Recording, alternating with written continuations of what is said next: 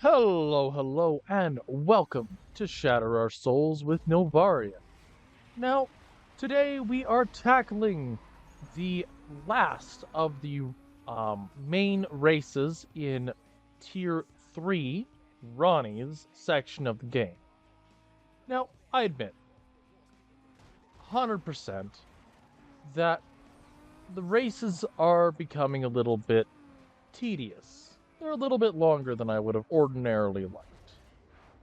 But somehow, some way, this game keeps coming, keeps giving more. And I love it. This game has never ceased to amaze how well it is put together. Yes, it has its moments. Yes, there are things that I find a little bit frustrating or irritating. That's with anything. The reality of video games in general is that there's always going to be that one game, that one thing that just doesn't feel right. And that's this. Or, but, yeah. That one thing that doesn't feel right are the long-winded 4 to 6 lap, 10-minute long races. The battles of attrition, if you will. But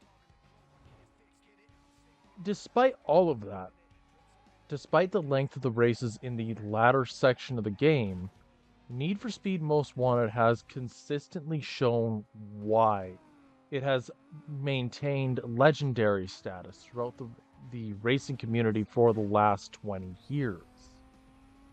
It is remarkably solid.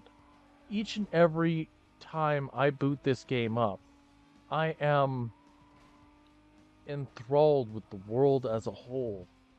It feels right. It isn't just one of those, oh, this is a game, move on. It feels good to play. Add in a little bit of the quick time events, not quick time, that's the wrong thing. It's the speed breaker capabilities. Slowing down your car to make tight turns easier. So satisfying when you pull it off. And I might be beating a dead horse here, but I believe that Need for Speed Most Wanted does incredibly well for what it is. Yes, it is a semi-standard racing game. It's not... It became a staple of the genre because of how well done this one game was. And it stands to... or it is a testament to its quality in that Need for Speed Carbon, its direct successor, didn't receive the same level of attention that Most Wanted did. I think there's a couple reasons for it. Partially because Carbon tried to emulate this system in Most Wanted, where they had a series of bosses. But the thing about each of the bosses in Carbon were that they were divided on rather simplistic lines. It wasn't about who was the better racer, it was who was the better racer in each area of the world. Angie's 21st Street, which focused heavily in on the top speed of a vehicle, had an area that was very long boardwalks. And so her vehicles excelled in the southern section of the city because she only used muscle cars, which were meant exclusively for raw power and top speed. You had Kenji's Bushido, which had a lot of winding curves, making it difficult for a vehicle that didn't have good handling to succeed in those areas. You had, I think it's Wolf's TFK or something, which focused in on the exotic side, or high acceleration, middling top speed, middling handling, because the curves were in such a way that it would slow you down and require high acceleration to get back up to speed. Each of these three types of cars kind of tied back to the area that they were in. The stacked deck at the end was just, oh yeah, player guy's gotten too good, let's all gang up on him because we need to get our money back from him and stuff like that. It never made a whole lot of sense to me why they went the route they did with it.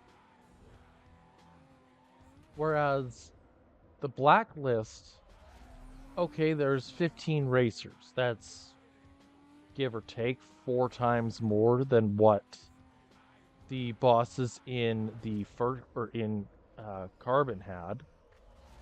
But along with there being significantly more racers, Need for Speed Most Wanted also had a little bit more characterization for most of them, other than just, oh yeah, this is a thing, move on. It showed off each vehicle, or each driver, their vehicle, and how they interacted with you at the beginning of their races, as well as how they interacted with you as a in between each race. It made every interaction with the Blacklist a little bit of a mystery. They were usually quite cocky, they were usually quite how intimidating, I'd say. They were always intimidating when they'd roll up. And usually when I raced them, I always had the mentality of, oh yeah, if I beat the first race, that's not a big deal. It's the last race where they pull all the stops. Showing that, or in my mind, it was meant to showcase that the racers you play against in the Blacklist are usually messing around until they realize their title's on the line. The later in the game you get, the harder it is for them to actually showcase any real danger to the player. It's more of a formality at times, but they still start off as these intimidating rivals to challenge. And I gotta give them credit where it's due, that they are able to make that work half as well as they do. Oh wow, what the? It's time for glitches, apparently. Or visual oopsies? I'm not sure what you call that.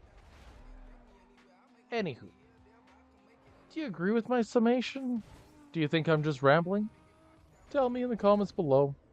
I welcome all sources of feedback, good and bad. Now, getting in on this a little bit more. The races that I'm doing today are more about just consistency. They're meant to be harder, high-end races. Wow, okay. Where the player effectively is stuck with you have a long race ahead.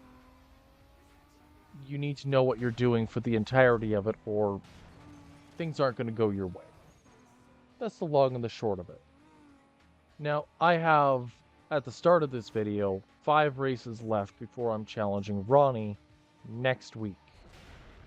And honestly, I think it'll be fine. Each of the later tiers, I found there was a difficulty spike when I played it my first time. Generally, when I got to the first couple were just, they were there, they existed. When you got to Vic Big Lou, the game started to take off the training wheels a bit. Once you got to past Baron, the average racers became harder than the Blacklist challengers.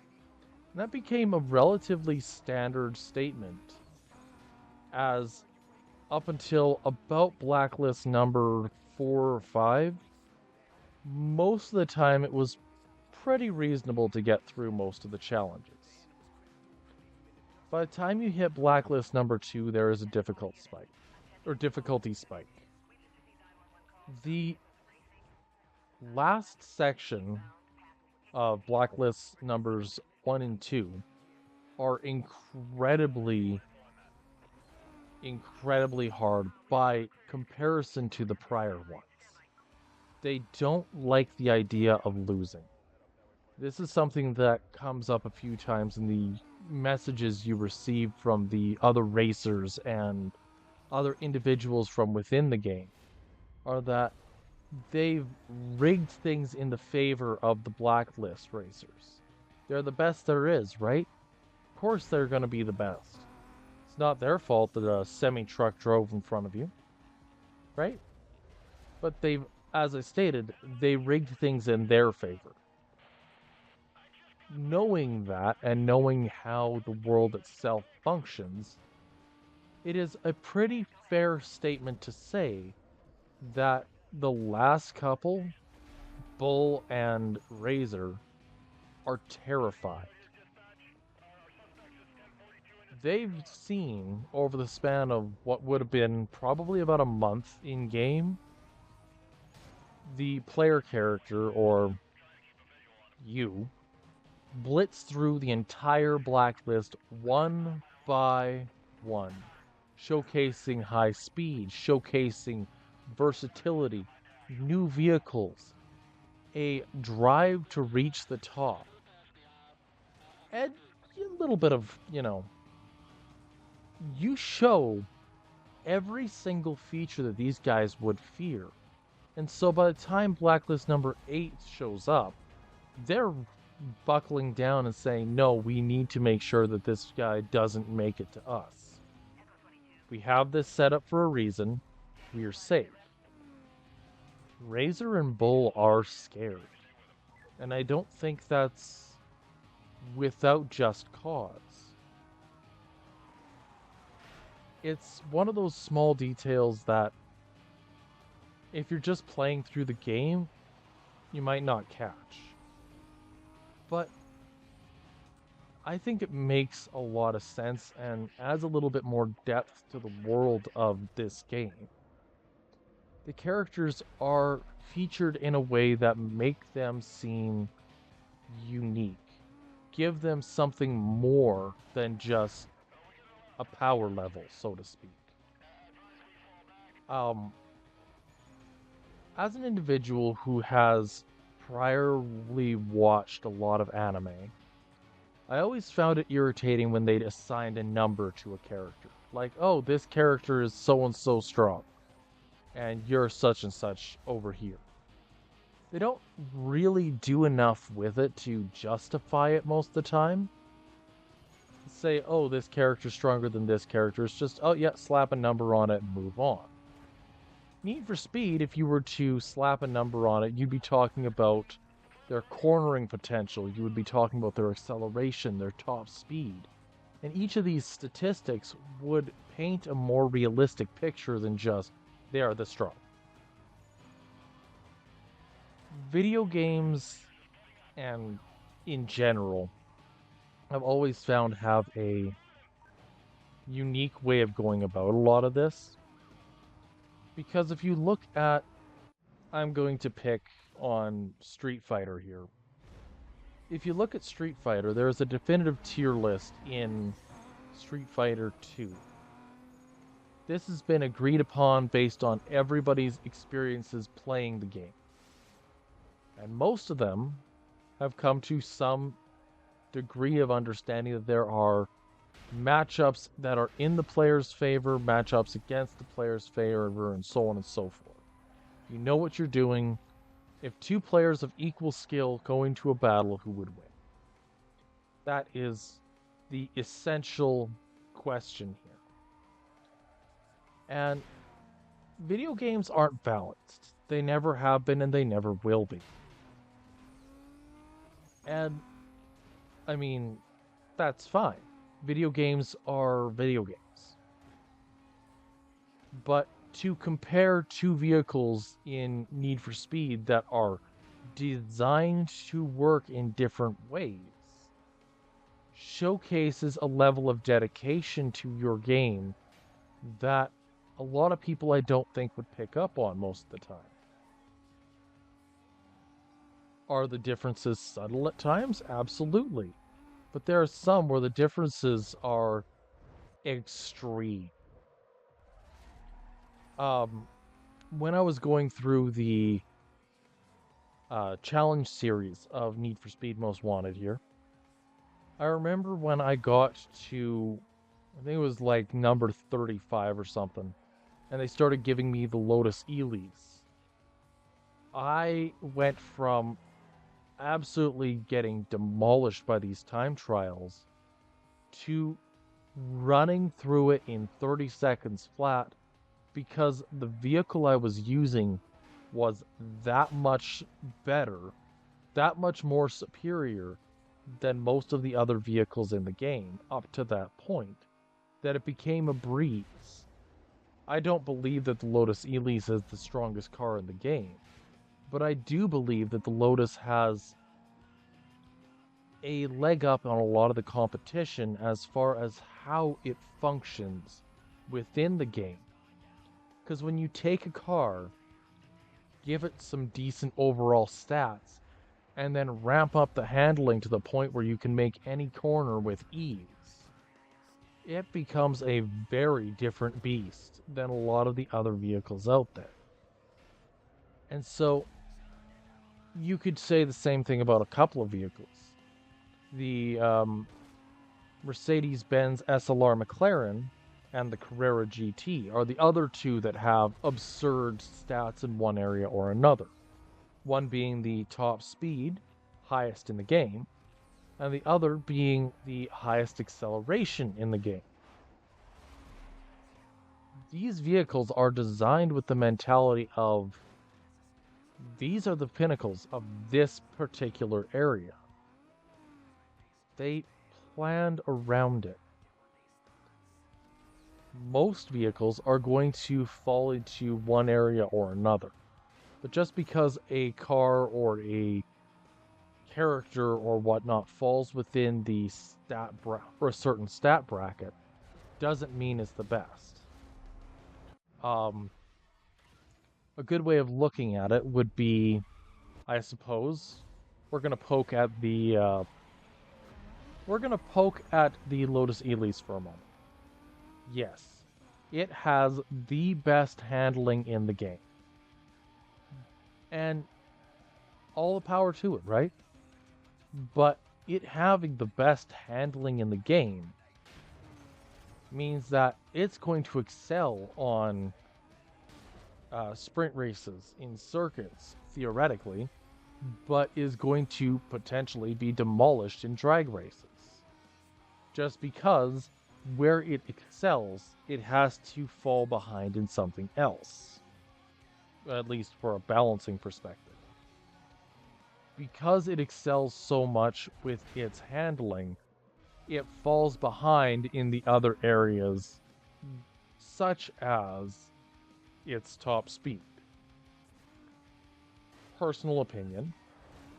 You can let me know in the comments. But I've kind of been curious over the last however long. I have always had a fascination with just how different are each vehicle in Need for Speed Most Wanted. And I see a lot of people claim that certain vehicles are better than others, but I'm curious from my perspective. As an individual who has played these games numerous times, has beaten Need for Speed Underground 3 times, has beaten Most Wanted once, Carbon once. How big are the differences between these vehicles? So I have a little bit of an experiment that I'm running in the background while I'm waiting for stuff to load and render. Which is that I'm taking each of the vehicles in Need for Speed Most Wanted, and I'm taking through each sprint track 3 times. Now, 3 times, that's not much, right? But the thing is that I'm taking the best score from each of those attempts and comparing them to other vehicles in the game. So, but I'm going beyond that. It isn't just that I'm running the race 3 times and saying I'm done. The Lexus will have technically 13 or 14 different setups in this race. There's going to be stock, first round of upgrades, which are the ones that you have access to before beating Blacklist 15, and a different run for each of the upgrades or upgrade sets that you can get up until final upgrades. The goal being to just see how much of a difference each of these actually make. Because, I'll be honest, it's always been a bit of a curiosity to know just how extreme the differences actually are. There is a additional bonus that I'm looking into, which is that I want to see exactly where each of the boss vehicles sit. I want to know where Taz's specific Lexus sits within the Tower of Lexus. Does that mean I'll probably end up using the same car twice? Probably. But the differences between A and B are going to be incredibly minuscule, so we'll see. But ideally, I want to see just how different each vehicle is and how likely it is for each vehicle to succeed in a standard run. I want to have a definitive statement of this is the best car in the game and here's why. And that's going to take some time. Now, the reason I'm choosing sprint races over alternatives. Drag races are great at determining top speed. It's great at determining acceleration. But when you end up with a situation where that's all you're testing for, you're falling a little bit behind as far as what I believe is important. And it's versatility.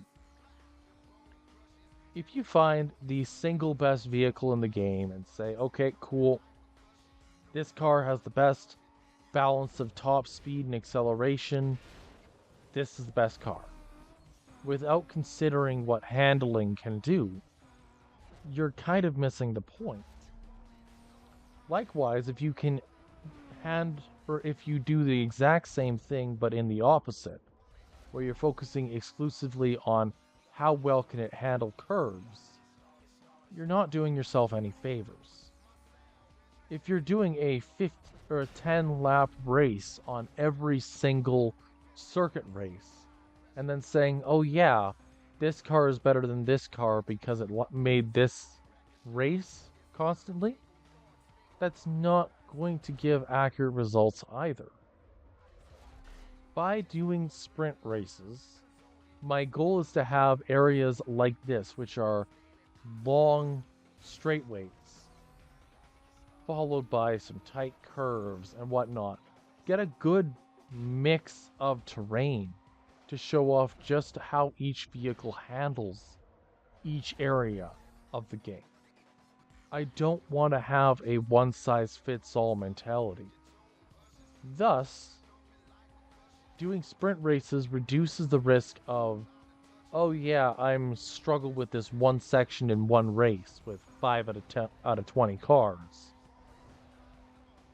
That's going to be a problem in terms of accuracy. Theoretically. So, I don't know. Maybe I'm looking at this the wrong way. Maybe I'm not.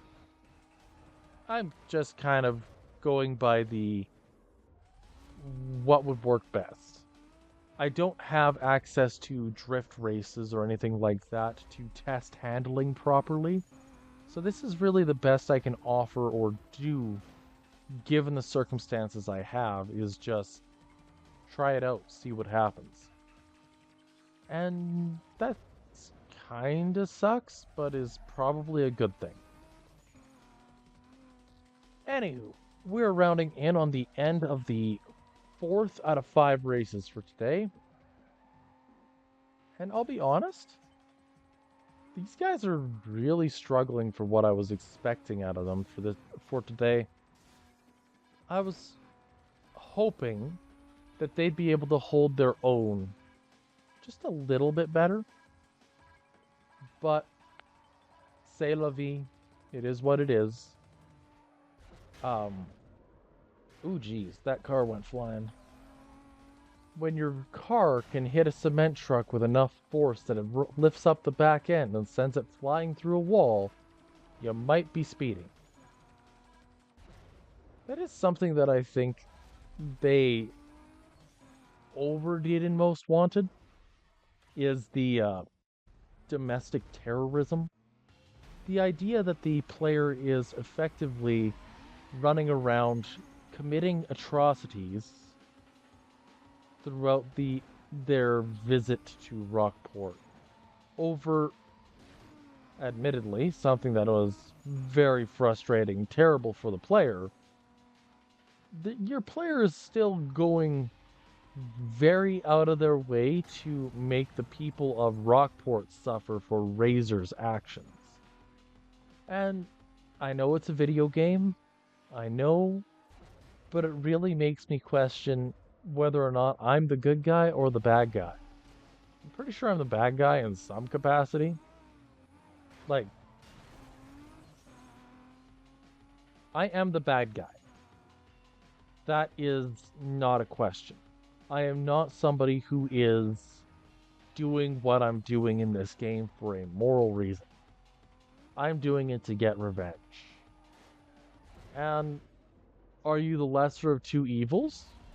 Probably. Are you unwittingly falling into the hands of the police and defeating every single racer and getting every single major street racer on the blacklist put away, one after another? Also true. And that's the thing about this game, is every single character within it has a major playing point. Most of the story happens behind the scenes.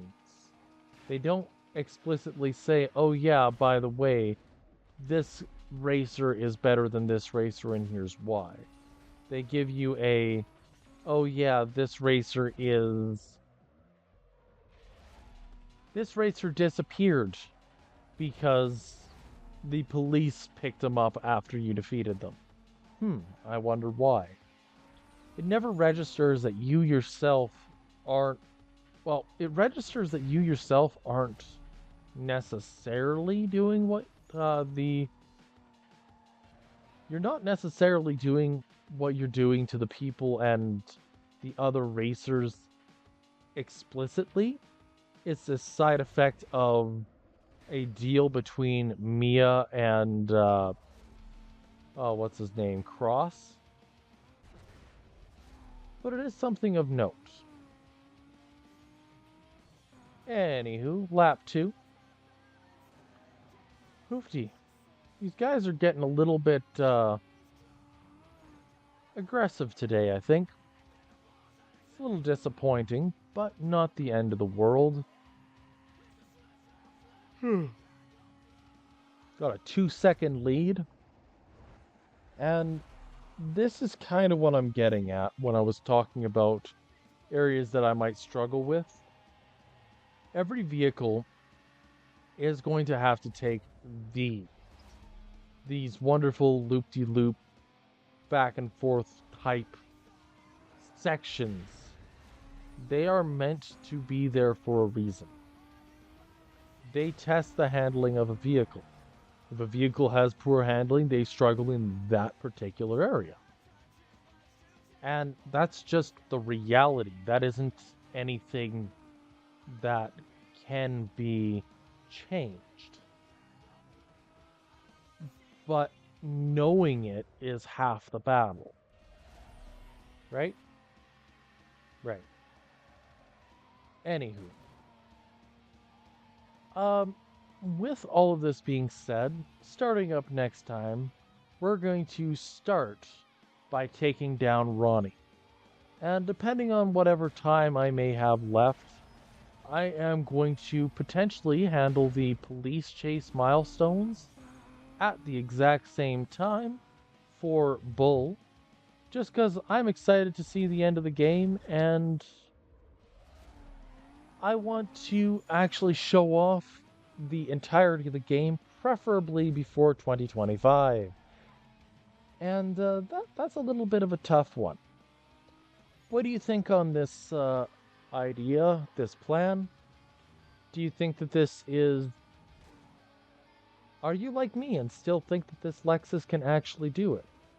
Or are you getting to a point where you're questioning whether or not this challenge is completable at all? Tell me below in the comments. And while you're there, leave a like, drop a subscribe if you're interested, and we'll catch you next time. Until then, I hope you have a good one. Whew. These races are getting long. Wasn't expecting for a 5.5 minute race right there, but it's all good. It's part of playing a game and actually getting into this. Anywho, bye for now. Oh no, nope. Let's not fall behind.